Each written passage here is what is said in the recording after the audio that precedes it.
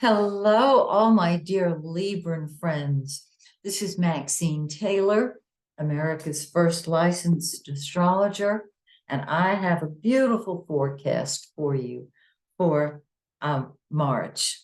I've got something, though, that I've got to share with you first. My latest book, it's called It's in the Cards, and it's based on the card reading technique that a dear friend of mine, Carolyn Dodson, uh, used. She was a wonderful astrologer, and she introduced me to how to read regular, ordinary playing cards and get absolutely accurate information. She is no longer with us, and so I've dedicated this book to her because she turned her card reading talent over to me as she moved away from astrology and became a gifted artist, a painter. And so what I've done is included the method that she used step by step in the first part of the book. And the second part, I introduced the changes that I've made that work for me.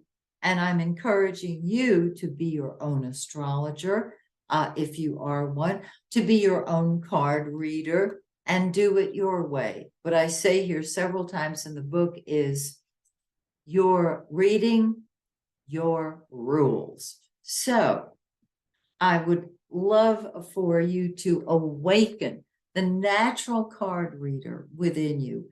If you study astrology, great, but you don't have to know astrology to be a great card reader, and I have simplified it. The other thing I want to share with you is that there are still spaces in my intermediate astrology classes. I had to stop and think. I was talking cards, now it's back to astrology. There's room in our virtual classroom for you if you are interested in learning step by step how to interpret a birth chart. And I'm going to give it to you step by step by step. So if you're interested, go to MaxineTaylor.com. Shoot me an email on the contact page and tell me that you're interested. Include your phone number if you're in the continental United States, and I will get in touch with you. Otherwise, give me your email and I'll still get in touch with you. Okay, let's talk about your amazing forecast for the month of March. First of all, let's start with Mercury, the blue planet. This is what we think about and talk about. Well, it's been in your fifth house of fun and games and the fifth house of children. So you've either been working with kids or creative projects or just having fun. On the second, Mercury moves into your sixth house of work, health, and service. And this is where you're putting your attention. Great. Mercury is a thinker. It's not an action planet. It's a thinking planet. And so you can put new ideas into your job. And then on the 19th, Mercury moves into your own house, the seventh house of partnership. And you're going to be putting more of your attention on other people, whether it's the public, whether it's a business partner or a personal partner, whether it's continuing a relationship or finding a new person. And I'll tell you why it can be a new person, because the sun, the giver of life, has been and will stay in your sixth house of work, health, and service until the 20th, when it moves into that seventh house. And the sun is the giver of life, as I mentioned. And so if you're looking for somebody, this is a terrific month to do it after the 20th. Now, Venus, the planet of love, has been, and it's your planet. It rules Libra, and it's in your seventh house. It has been in that seventh house, creating loving relationships with all kinds of other people. This is fabulous. On the 16th, it moves into your 8th house of transformation. And this can create financial projects that involve money or love. And Venus in your 8th house means you're rethinking everything about a relationship, whether it's one you have or one you want. Okay, let's move up here to Mars, the red planet. Wherever Mars is what you fight with and fight for.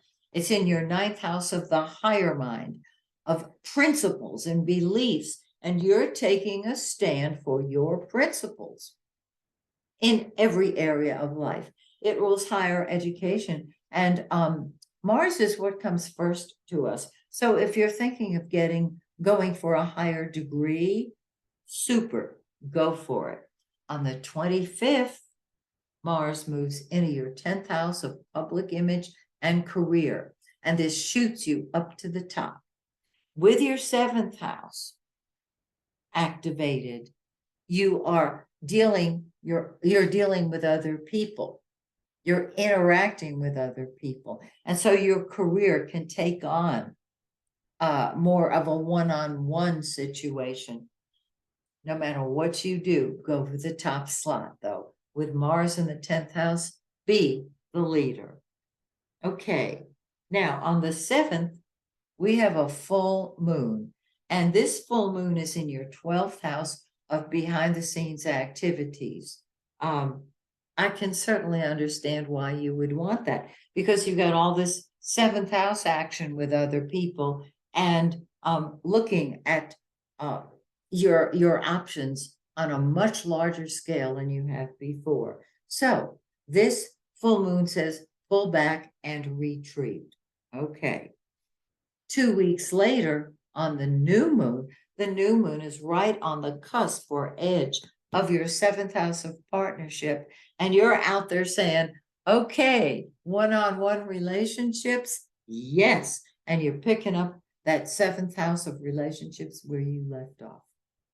This new moon is on the 21st. So you're going to be busy and active.